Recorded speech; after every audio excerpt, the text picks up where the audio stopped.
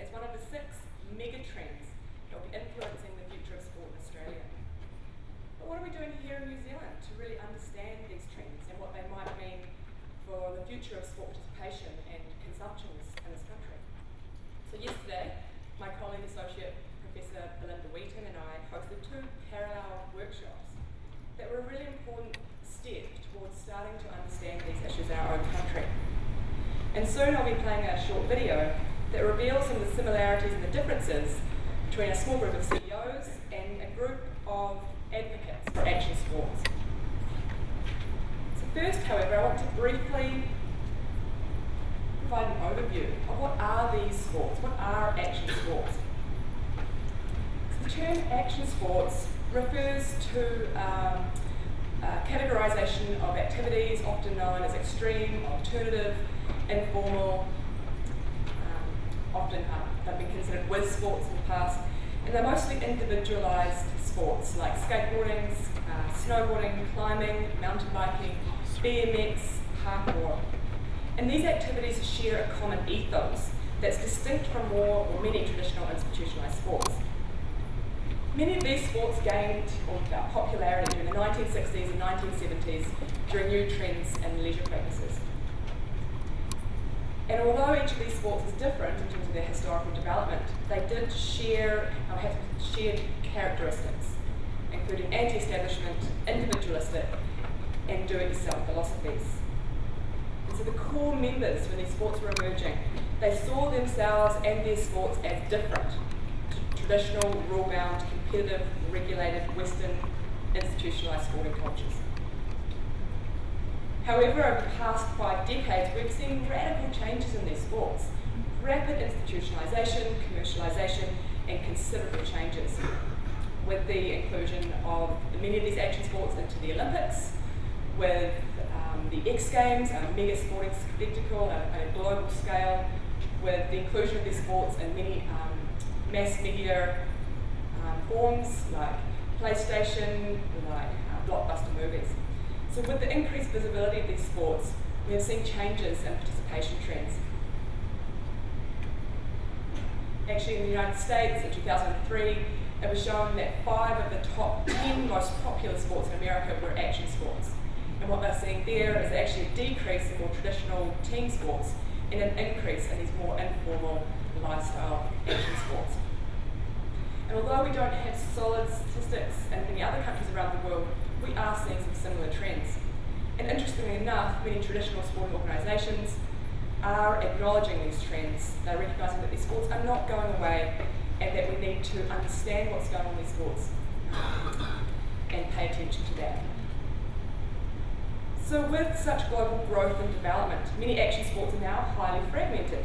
So it's no longer the young, particularly white male who is participating in these sports. It's much more diverse than that. We've got participants from 5 years old to 80 years old, participating in a whole variety of styles, demonstrating various levels of commitment and engagement in these sports. So some people are just weekend warriors, just do them here and there. Some people are very, very dedicated to these sports. It's part of their lifestyles. It's how they organise their day, their week, their year. And then we've got the athletes who take these sports very, very seriously and are pursuing them as careers. So what we often have a perception of these sports, that these are extreme and very risky activities. And this is often perpetuated by the mass media who focuses on those extreme pursuits of the extreme athletes who are at the frontier of these sports, pushing the boundaries of what we can do on a skateboard or on a pair of skis or on a surfboard. But actually the majority of participants are what Belinda Wheaton has termed lifestyle sport participants. So it's very much the part of their lives, their sense of identity, their sense of community, and a big part in terms of how they consume. So with such growth in terms of participation numbers, we're seeing changing demographics. As I mentioned, young participants, older participants, as I mentioned, the greying of action sports. We're seeing girls and boys participating together, different gender relations in these sports, because we don't separate out girls and boys, men and women. Families can participate together in these sports, so there's something unique happening in these sports that we should be paying attention to. And Belinda and I collectively, individually, have dedicated over 20 years to studying these sports actually, in terms of the issues of globalisation, institutionalisation. And we've worked with various national and international sporting organisations to better understand these trends and also their broader social significance, including the potential of these sports to contribute to the health and well-being of children and youth. However, we're both very aware that there's a real dearth of knowledge and research into these sports in New Zealand.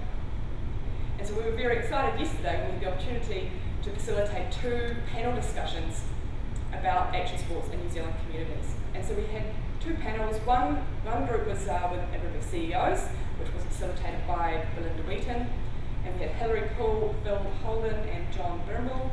The second group, it was termed young people, but actually they weren't all young, so that's a bit misleading, but however they were advocates and actively involved in supporting action sports, particularly among children and youth in New Zealand societies or communities. So we had Damien Puddle from Parkour New Zealand, Rebecca Hollis, who is the CEO and founder of Frontside Media, which is basically the hub of action sport media in this country, doing really innovative things there. And Mihi Namani, who's a 3-time world champion bodyboarder. We had Steve Hodges, who runs an onboard skateboarding school in Auckland that goes into schools to offer skateboarding programs, and Fiona Duncan, who is an ex-professional snowboarder and has set up Wahine on Waves, which is an amazing program empowering girls and women through surfing opportunities.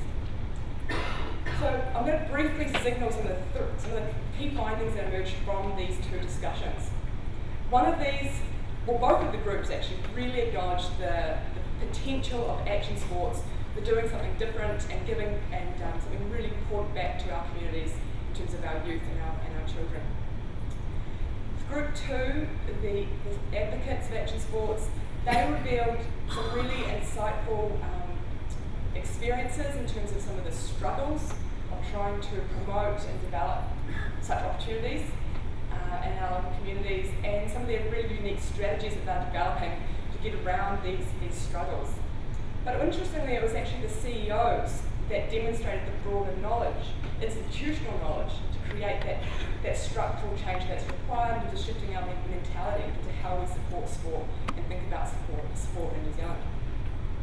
Both groups really, and particularly the CEOs actually, really identified the need of understanding and respecting these differences in these sporting cultures and not trying to fit them into our traditional sporting models. There was also a key finding here was that we need to move beyond top-down models of sport, and we need to bring the youth and these advocates into these conversations about what action sport programs and initiatives might look like in the future in New Zealand.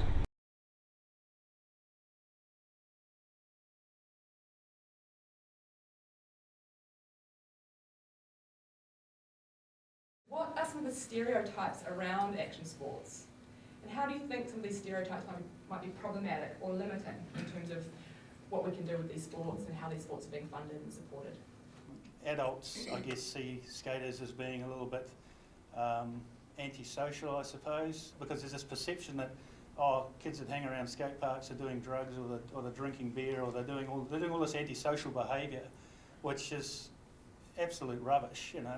And it's kind of ironic, you know, when we look at the state of organised sport at the moment at the professional level as well, when we look at, you know, institutionalised drug use in sport, violence, all the other sorts of antisocial behaviours that occur in organised sport, and yet we continue to promote and invest in organised sport and talk about skateboarding as being antisocial. It's kind of, there's a disconnect there somewhere, you know. I just think, gee, you know, something's missing somewhere. The 2 main trends are one, that it's dangerous, daredevil, thrill-seeking behaviour, and only reckless idiots would do it. The other is, it's amazing, fantastic, but there's no way that I could do it. No one gets into bodyboarding because it's cool, but it's still an alternative sport, and I suppose in terms of stereotypes, it's seen as the thing you do before you get into stand-up surfing. You know, it's not actually looked at as a serious, there's no serious side to it. And probably the stereotype with a lot of the action sports is that it's a bit rebel, it's off-piste, it's a bit different, and as a result sometimes they struggle for credibility when they're dealing with formal organisations. I mean, they're just an expression of their own individual interests and needs, and I think that's fantastic.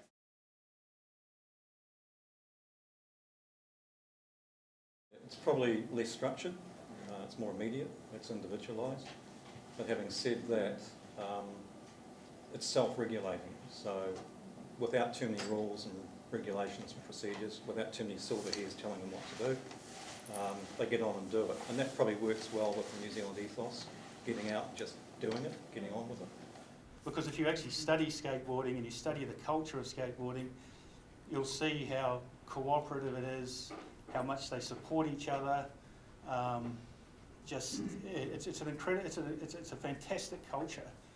But they're clearly responding to something that's not being delivered through the traditional channel or the traditional model, or that's just not their gig. Most of these activities, because they're individualised, there's a core definition, but you're able to participate in the way you want to, and so there's a larger creative outlet.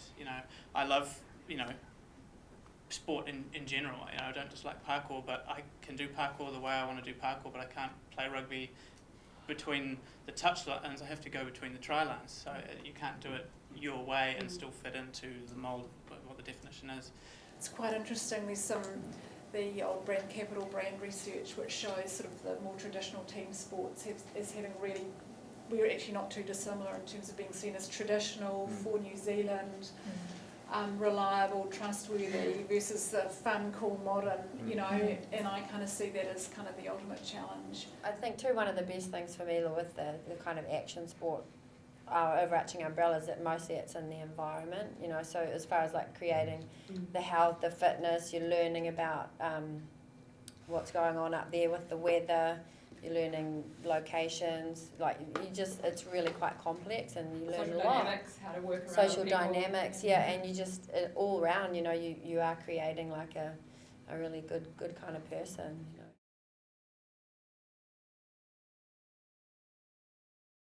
I've just been stunned by the level of demand actually for skateboarding, from schools and from people, and it's a lot of mothers are driving this. They want their sons or their daughters to be involved in skateboarding. One of the challenges is that a lot of these young kids want to go to a skate park, but they find it too intimidating because they don't have a skill set to be able to do it. They don't have the fundamentals because the big kids are racing around. So what we do is basically we give them the opportunity to learn how to skate for a start in a semi-structured sort of environment. What we then do is really just change the environment to allow them to self-manage their own challenge, if you like.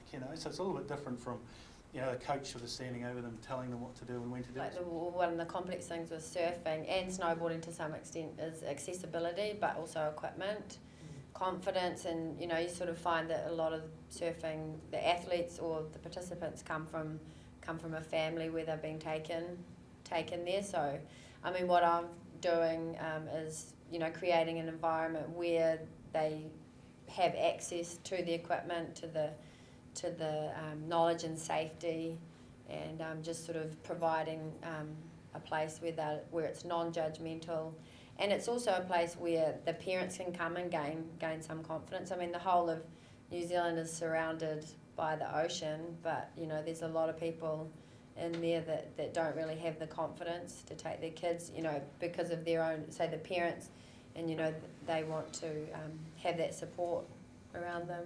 I take a group of South Auckland students out to Piha and straight away we're like, oh, we're going to drown, and that's one of the stereotypes, is that Pacific Island Māori do not get in the water, yet our roots are very water based. So it's, well, why is this? How has this happened? And for me, it's about exposure and I guess accessibility.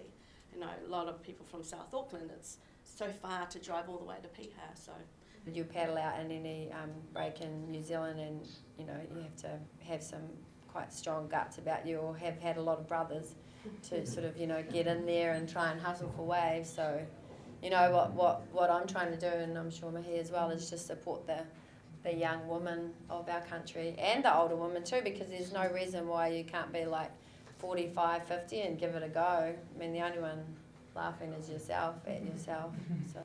It's always been visually inspired because you want to go and do stuff. So for us, from a production side of view, it's always about being aspirational and encouraging participation in it. And now we've just got bigger outlets to do it, which has global scale, and that always has more upsides. So that means that people who slip through the net, lots of people who participate in parkour who love sport, and lots of people who absolutely despise it and were left out of all of the, things that all their friends were part of. And now, after practicing for so long, they're the ones that actually are still fit and strong and able.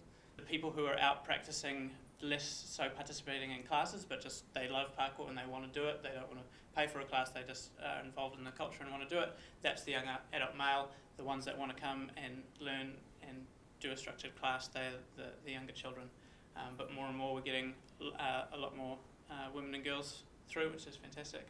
And it's one of those things where we're working with the demographic we've got, because we can't push it any further because nobody sees any value in it yet, so we can't go any further than that at this stage. What are the struggles for developing these sports in New Zealand? Where is the support currently coming from? Is it coming from the government? Is it coming from the action sport industry more broadly, outside New Zealand? What are some of the strategies that you each have been developing to try to overcome some of the barriers or difficulties in supporting these sports? And then what do you feel is needed to further support action sports developments in New Zealand communities and for New Zealand children and youth? Besides everything. Yeah. Where to start? Yeah, well, for me, I just kind of took the skills that I learnt through my snow career and took them into the ocean environment, and created this kind of day for girls to learn to surf. And I just can't believe how sort of well accepted it was, and how realised the demand for it. And pretty much the support comes from volunteers, local businesses, local board riders club. Pretty much. I mean, as far as like wanting to get more support, I definitely, we want that to happen. We're taking it out of the gorge in Gisborne to come around New Zealand like this summer. But most of it's just driven from passion and entrepreneurial kind of take, and we need more support. So one way of addressing that is to actually celebrate that difference and actually use them as role models. And there are plenty of really powerful messages that these action sports can provide to formal organised sport. And some of the people that are involved in those sports can represent their sports extremely well. It's getting those people in front of the organisations that they need to talk to actually provide opportunities and create an environment that those sports can flourish in. The tongue-in-cheek answer for me is I'm driving and supporting parkour in New Zealand. So I'm a full-time CEO of NZ Parkour, means I'm a full-time volunteer with basically no support. So it's not particularly flash. But we've got a base of volunteers from as far north as Kerikeri down to Invercargill, but we lack feet on the ground. The issues are the fact that because things like American Ninja Warrior and big blown up media things are making people excited, but the actual people who are experienced and able to coach and share that is much more limited. So sort of an investment and support for those up and coming athletes so they can, compete successfully internationally. And if you look at what the Winter Games, for example, has done in terms of freestyle skiing and snowboarding and things. So having sort of major events that are part of the world sort of landscape as a way of is helping those sports establish themselves. Action sports now, because it's leading so far at the front on the same merger of technology and content being able to be shared so quickly if it's good. Basically, it's enabled action sports to get a lot more, just like the Beatles had radio and TV to get them blow up through music on a global scale. Action sports has been able to use media and technology to the same extent. Our vibe and passion within action sports has actually enabled the corporates realise that we have a different take on things, and that's actually really valuable for big corporations and businesses. So the reality is now we kind of did our own thing, and now the other guys are actually copying us with how we do it and why we do it. And that's the actual truth of it, which is why mainstream's now taking a lot from action sports as well. It's establishing that credibility and being recognised. A lot of the support that they're getting currently is really reliant on a lot of local authorities. A lot of money's gone into the development of tracks and trails around New Zealand. And that's opened up spaces and places. which has allowed the opening up of spaces to give them access, creating an environment and I guess a feeling that having given you the access, you can go and do what you need to do, and also providing an avenue where you can fast track resource consents to actually let them get on and do the activities they want to do. Finding ways to navigate through the bureaucracy. And that's the biggest problem now, is because all the governments and councils and big brands want to touch it, but they don't actually have the educational piece, which is why they need to talk to the right people that know what's up, because they've gone through it. And time again, I'll see local councils and stuff make initiatives, and they all actually have the right thing at heart. The reality is, it basically all turns to shit because they don't talk to the right people. And what we try and do is we try and employ local skaters, so I try and contract skaters at these particular parks to come and work for me to deliver these events. So I'm looking for them to sort of, one, it's about trying to give them some employment for these guys, and it is mostly guys. And also about, you know, getting them to take a sort of sense of ownership for their park as well, and getting them to sort of appreciate the value of giving back to the community. So You can't just centralise everything in Auckland, because there's a lot of other places in New Zealand. There's a lot of places that need a lot more help and support. Straight up, it's money. There needs to be a financial structure to support the people that want to go out and educate others on that sport, but whether it's parkour or skateboarding. So what we do is we work with the youth and help them engage with the council through the planners to say, in designing city landscapes, take account of the skaters and make them skateboard friendly. Instead of saying we will ban skateboarders and others, you know, make them part of your community, actually embrace it.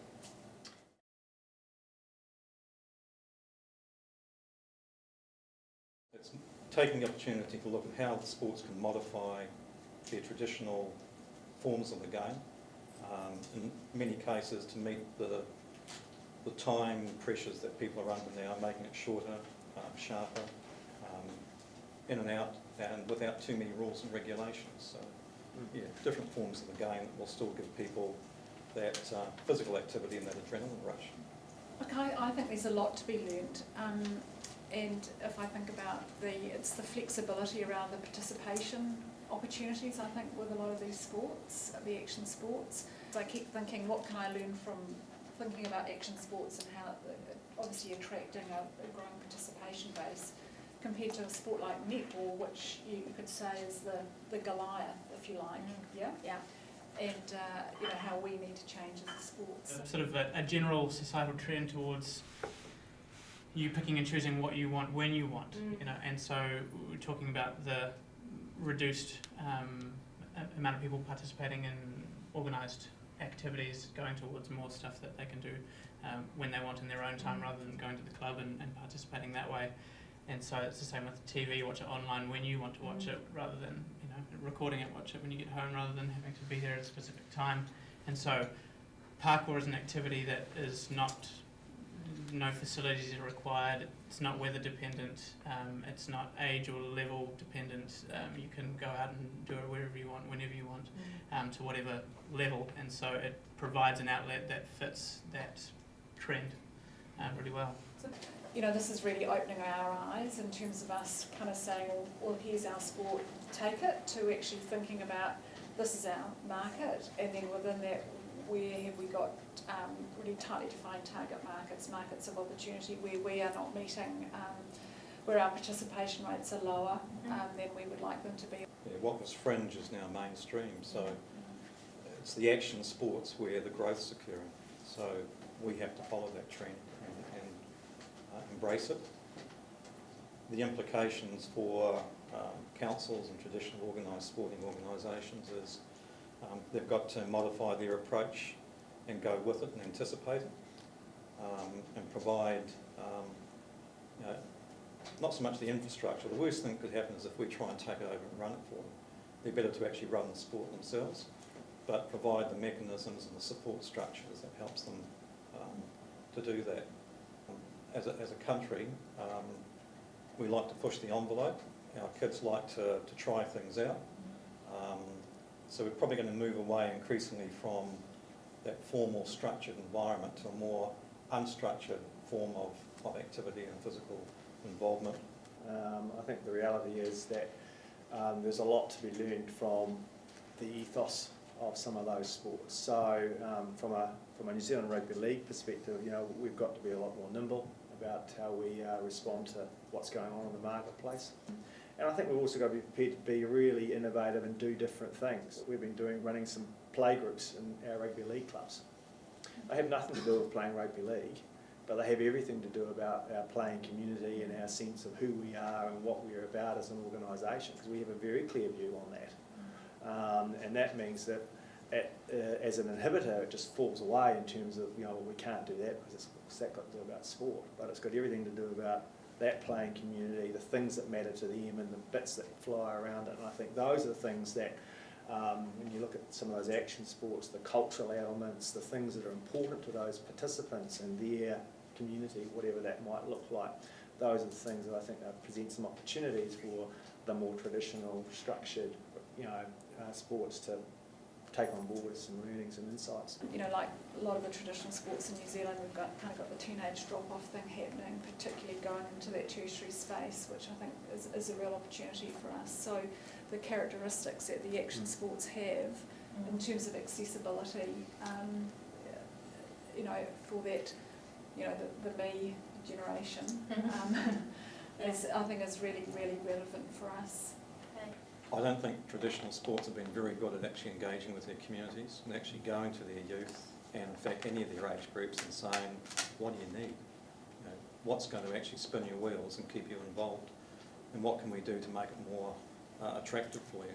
And I think we've all got a role to play as leaders in sport to actually just go out and ask them, engage them in the process. I think we can be doing a heck of a lot more in terms of sport in New Zealand. So this is actually not about, to me, it's not about competing with other sports, it's actually about more participation opportunities. And we've got kind of these very unique landscapes and access to lots of water and great, so I just think as a nation we should absolutely be embracing action sports and looking at ways in which we can really look for participation opportunities. And, if it gives us a good sort of shove along, fantastic.